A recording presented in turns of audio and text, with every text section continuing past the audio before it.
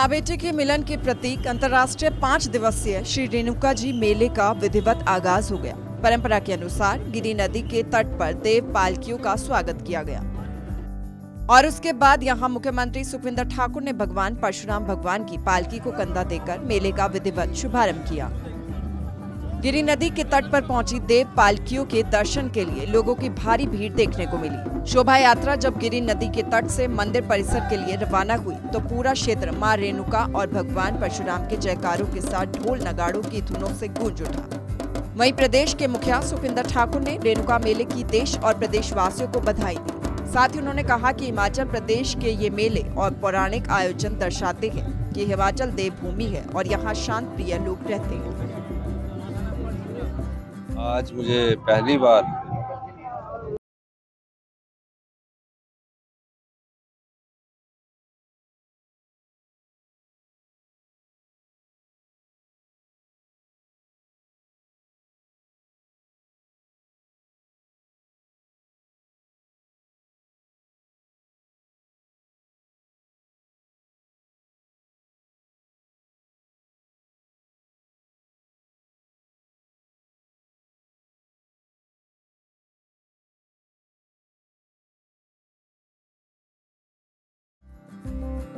इस दौरान मुख्यमंत्री सुखविंदर ठाकुर ने रेणुका बांध निर्माण को लेकर कहा कि बांध का कार्य जल्द शुरू हो जाएगा। फॉरेस्ट क्लियरेंस के चलते अभी निर्माण कार्य रुका हुआ है।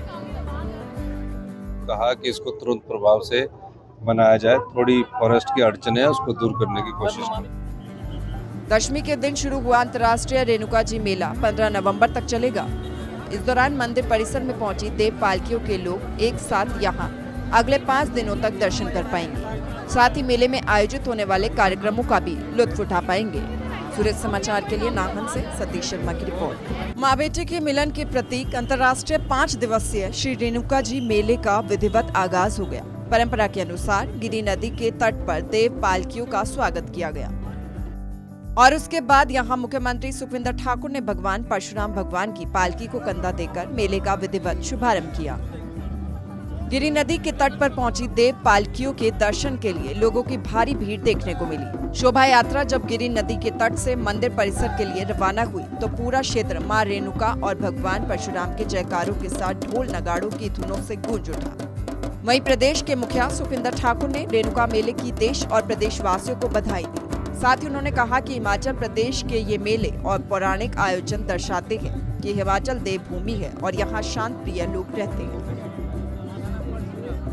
आज मुझे पहली बार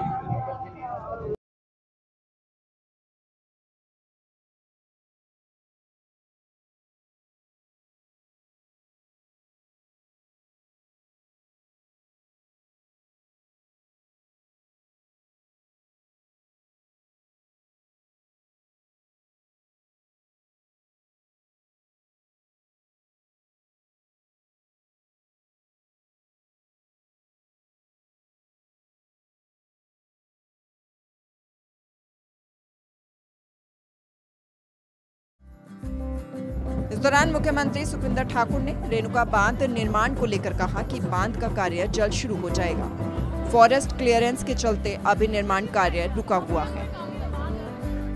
कहा कि इसको तुरंत प्रभाव से बनाया जाए, थोड़ी फॉरेस्ट की अड़चन है उसको दूर करने की कोशिश करें। दशमी के दिन शुरू हुआ अंतर्राष्ट्रीय रेणुका जी मेला 15 नवंबर तक चलेगा। इस दौरान मंदिर परिसर में पहुंची देव पालकियों के लोग एक साथ यहां अगले 5 दिनों तक दर्शन कर पाएंगे। साथ ही मेले में आयोजित होने वाले कार्यक्रमों का भी लुत्फ उठा पाएंगे। सूरज समाचार के लिए नाहन से सतीश शर्मा की रिपोर्ट।